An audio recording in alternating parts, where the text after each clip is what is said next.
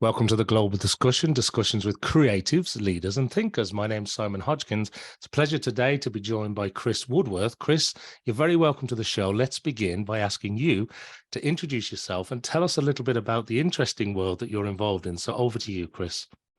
Hello, Simon, and hello, everyone. My name is Chris Woodworth, and I'm a voice actor based in Wigan, England. And I specialize in voices mainly for animation. So I'm usually available for TV shows, video games, things like that, and yeah, possibly one day movies and things like that.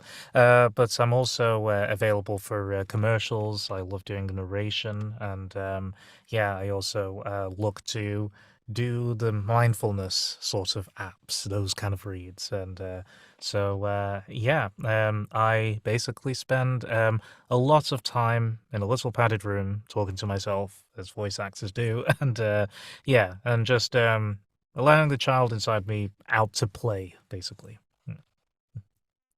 Well, thanks, Chris. And tell us, how did you get into this kind of work? Because people know, particularly today with all the Disney, the Pixar, the animation type movies that are out there, and people that have to voice these characters when it comes to animation and really bring them to life in terms of not just doing the voice, but acting, this voice acting. How did you get into this type of work? Why did you end up in this audio world? Wow. I actually grew up randomly doing voices. I was just that guy who just did voices. I loved impersonating unique characters or maybe certain actors who had unique voices, from the TV. And it was more of a quirk for me. So I guess I was kind of used to that. It built up my vocal dexterity over the years. And I think this is the key. It's in the moments when I was in a silly mood. When I just wouldn't have any shyness in those moments. I completely lose myself. And I think that's the key, when you want to do impressions and different types of voices.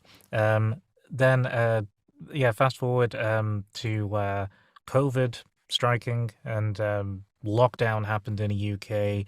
Um, just like how some other voice actors were born, I well, I work full time as an animator for a video game studio, but I I started doing more social media content, more social media videos at the time, and bit by bit I started changing it more to voice acting, impressions, and things like that.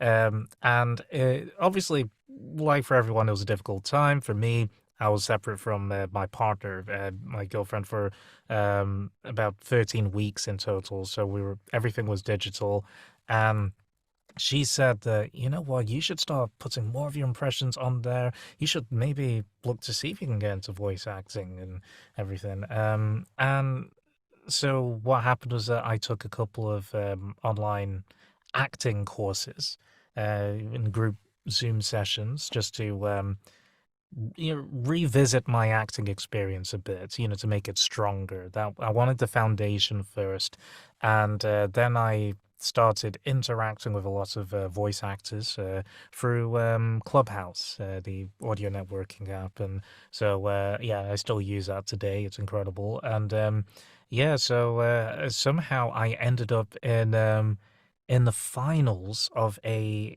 international contest, a voiceover contest. I didn't even have a studio at the time. I was invited to join it. I didn't expect it to be that big. But from there, things really changed for me. Because even though I didn't win, it really opened up the doors for me. People started getting to know who I was, what I could do, and yeah, I started again training. From there, I took courses online, and now here I am with my own studio, and my network has really increased. I'm constantly even working with other voice actors for social media as well, supporting others, but also it's practice for me. And I now, I mean, even this year, at the start of the year alone, I ended up with representation. I have a manager that's in Florida. I have an agent in LA, and I then got an agent in New York. So it's just suddenly built up. And so these auditions I'm getting in at the moment and have been incredible. I did get to narrate a video for Hallway as well. And yeah, other smaller projects, even student projects and things like that. That's how I started as well, just to kind of get the experience. And it's constantly building. To start with, it's kind of like a bit of a slow burn, but then you know that you're going to start getting those bookings. It's yeah, it's it's a very interesting, unusual profession, I have to say. Yeah. Well, thank you, Chris, for giving us a little bit of that explanation about how you got into this world.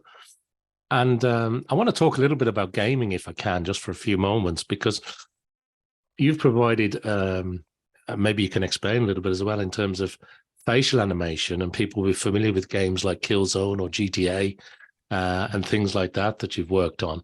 But you're also, working on quite a number of games and gaming, whether it's the cutscene in the game or whether it's the actual character in the game. Could you maybe just dive a little bit into the gaming world and how voice acting plays a critical role there?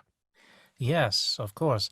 So, in my full-time job, as I mentioned, so I'm an animator in video games. I've been doing that for many years, and my first job in the industry was facial animation, just providing realistic facial animation for. It was a studio in Manchester that I was working in for a few months, and they are usually outsourced by game studios and movie studios, as well. So all I knew at the time when I was interviewed by them was that, oh, we worked on the Polar Express. It's like, okay, I want to know more, so lo and behold, when I got the job there, I found myself mainly working on facial animation for GTA 4. And it was so interesting spending my days examining the footage of the actual voice actor saying those lines, but he's really acting, so it's like a close up on his face while he's in the booth. So I'm making this character do the same as him or her. And, so yeah, that was like my focus for about 6 months. But then I moved on to work for a Warner Brothers game studio.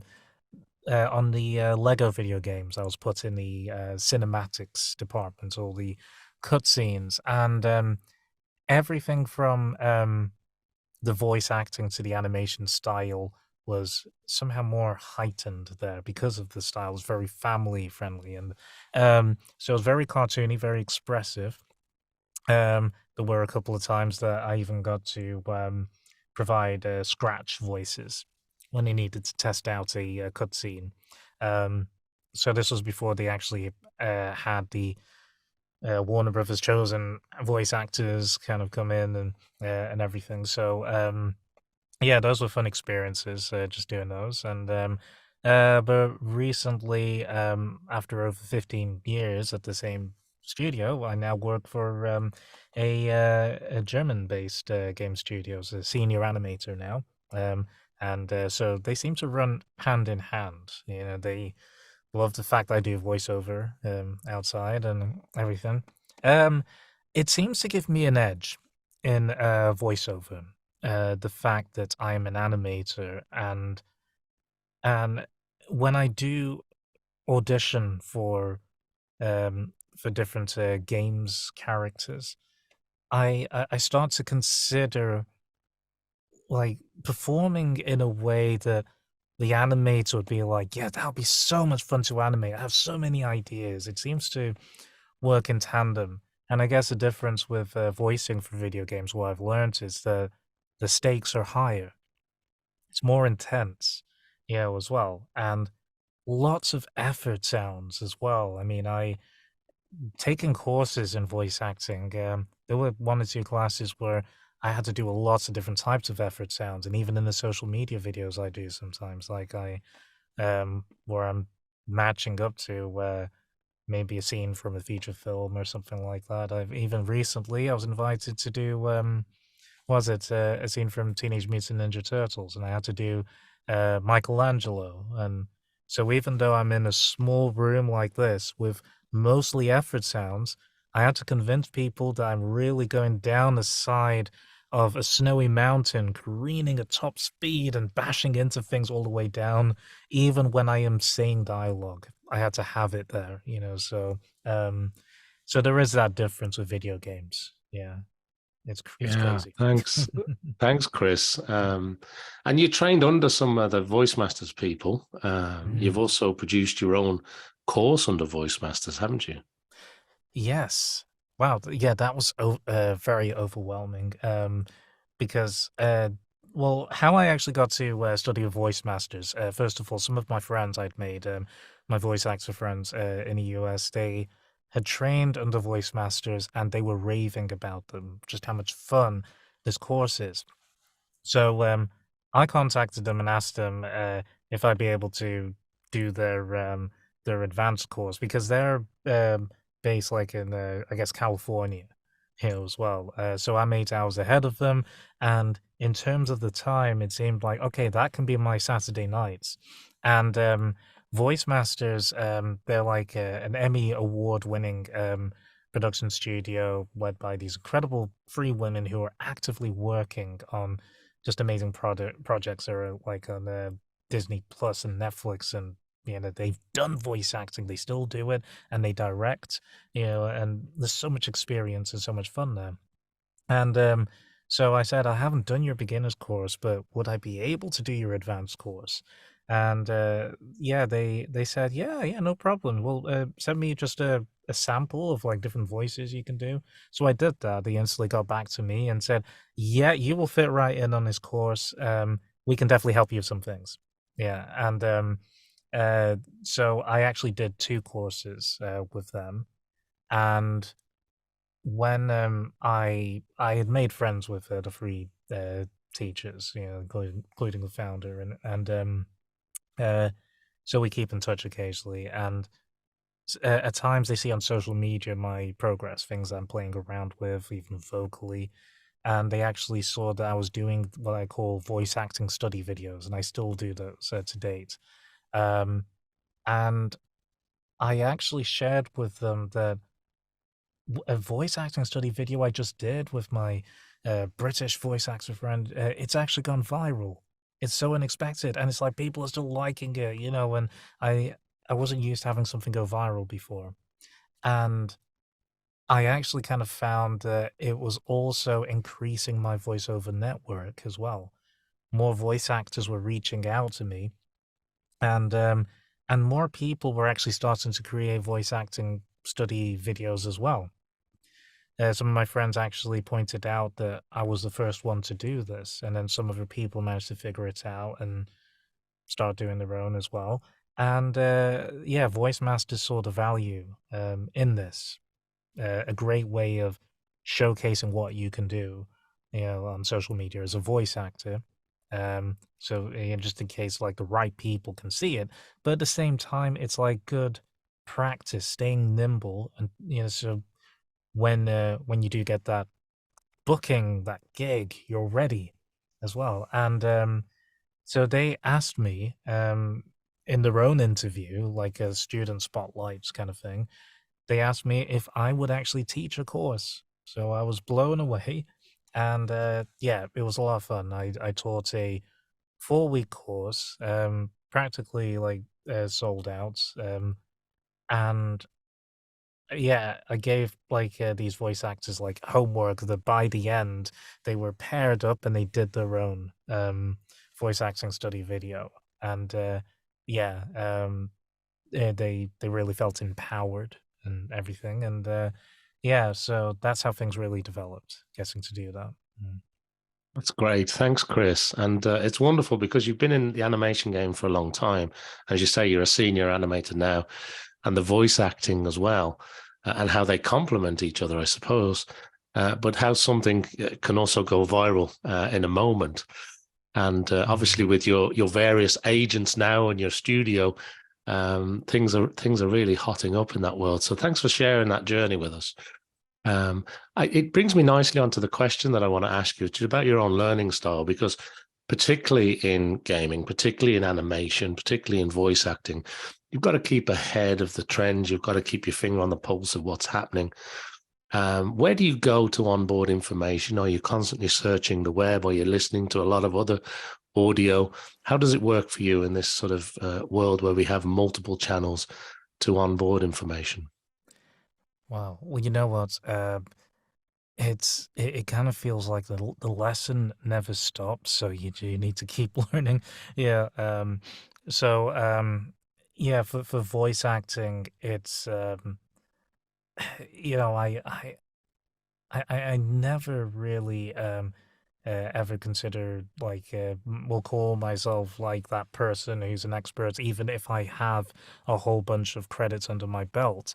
So that's why it's networking, networking, networking. You know, it's like even on Clubhouse at times they have workout rooms. You know, with professionals, people who have been in the industry for many years, who are veterans in their field. Yeah, um, and then maybe occasionally I will look elsewhere to take up like maybe one-to-one sessions or an actual course with somebody else to kind of learn maybe certain methods I haven't come across yet. And I am nearly done actually with a block of 5 sessions with a very talented lady, uh, Angela Malhotra, who's very successful in LA as an on-screen actress and a voice actor as well. Because I yeah, I've taken her training because I wanted help in auditioning. You know, just how to stand out more, like within the first few seconds, and because it's a natural thing when voice actors start out that there's going to be a whole period of time where they're just going to be doing auditions and nothing's really coming back to them, and so it comes to a point that you kind of have to tell yourself that yeah, people have been saying like these great things and everything, but you need to be, um, I guess. You need to be aware that maybe there's something missing, you know, something you're doing that you shouldn't be doing or something you should be doing, you know. And anyway, I actually kind of discovered what that was. I wanted, in so to speak, the no BS person, you know, to really give it to me, you know, to tell me, you know, and be my football coach, so to speak. And so yeah, that was a much needed way of learning. So there is that, but also it is occasionally looking online at even just natural free resources that are there as well, whether you're listening to podcasts based on voice acting um and even YouTube videos as well. Yeah, I like seeing behind the scenes, you know, kind of interviews and footage, and yeah, just learning for different people what was the moment that things clicked when they actually started getting bookings, and you know what actually changed changed the way they auditioned and the way they went about things. And yeah, so it is a mixture of I guess, resources I use, you know, to further my Yeah, learning. yeah. And I Very suppose important. social audio, Yeah. such a great tool for a voice actor, being audio and obviously giving you that sort of global reach and global connection. So thank you very much indeed for sharing that. I want to hit you with a few sort of quick round questions now, if I can. Bring it. And I want to ask you a little bit about people that you admire, maybe people that have inspired you along the way, or maybe a particular character trait. When I ask you that question, what springs to mind, Chris? Okay. People I admire, particular character traits. You know, one of my biggest inspirations was definitely Robin Williams. Hmm. Yeah. Um, it wasn't the fact that he could just on a dime just do different voices and everything. I think it was the fact that there were different sides to him. You know, he could make you laugh to tears, and then just suddenly just make you feel secure and almost vulnerable. You know, like yeah, talk to you like a dad. You know, in his movies and everything. So he had those different levels, and that's what you should be able to bring in voice acting, I guess. Yeah. So he's one of my definitely one of my biggest inspirations, I'd say. Mm. Great. That's a great choice. What about advice that you've received along the way? people that you've met on your travels, is there some advice that you think is really important that you've picked up, or is there advice that you find yourself sharing with other people now at this stage? Yes. I would say, yeah, maybe two bits of advice I can give is just persevere. You're going to come across really frustrating moments, and you will find yourself having to randomly battle the imposter syndrome. And that's a natural thing. It's a very real thing. Um, you just need to keep telling yourself that, look, I have a voice, so I have a place. Here, everybody's voice is different. So you will find that there's no real competition because everyone's voice is different. Everyone has different abilities, and they're very supportive of each other. So remember that. Um, yeah, but in addition, I would say learn get to know and learn to like and actually love your own voice, your natural voice, even if you are going to do voices for animation. If the character calls for it, consider using your natural voice. Because some we forget that at times. Get to the mic and we have to just kind of go crazy, as well. And I slipped into that initially, but anyway, I I would say you know what? People usually do want you for what you naturally sound like. So always keep that in mind. Great advice. Um, what about your sort of planning approach, and what are you hoping to achieve over the next 6, 9, 12 months? Do you work in seasons? Do you work month to month? How do you go about thinking about where you want to be in a year's time? And what does that look like given this mixed world of voice and audio and animation that you're involved in? What's on your radar, Chris? Oh, you know what? In a year's time, it yes, I really want to have built up like a decent amount of clients. Um that I've built really strong relationships with, where I can get more regular work, from them, where I can still audition occasionally, but maybe not audition as much, where they get sent to me. And yeah, that'd be fantastic because I would definitely like to start making waves in animation as well. Get like more really interesting, exciting credits under my belt, and yeah, just to basically have both my full-time job and this working in tandem with each other. Mm. Sounds like a great plan. And look, as we come towards the end of our time together today, what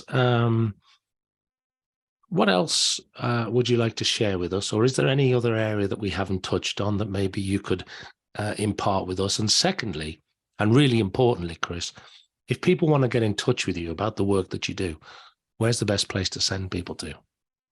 Okay, right. Well, in terms of my yeah, my contacts like on social media, I'm on different platforms. So they can find me on Instagram and TikTok, all one word, Chris Woodworth VO, all one word. If you just find me on there as well. Yeah, I have a Facebook page. My website is easy to remember as well, just chriswoodworthvo.com as well. And yeah, so you can see my content on there. You can just feel free to message me if you need any advice or any pointers in getting into voice acting. I'm happy to help with links and things like that. And yeah, yeah, you can reach out to me whenever and see my journey, really. Um, but anything else I'd like to share?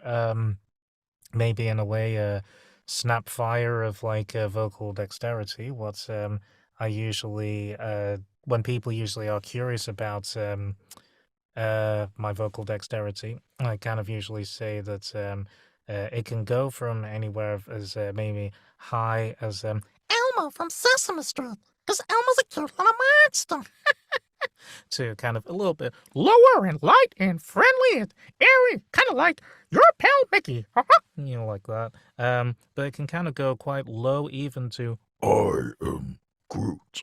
And everything in between. That's wonderful. And what a great note to end this episode on. So thanks so much to Chris. Thanks to everybody who's been watching or listening to this episode around the world. Make sure that you like, follow, subscribe, do everything I need you to do to help support the podcast. And I hope you'll join me back here for some more discussions with creatives and leaders and thinkers. And thank you, Chris. It's been wonderful to catch up with you again, my friend. Thank you for having me.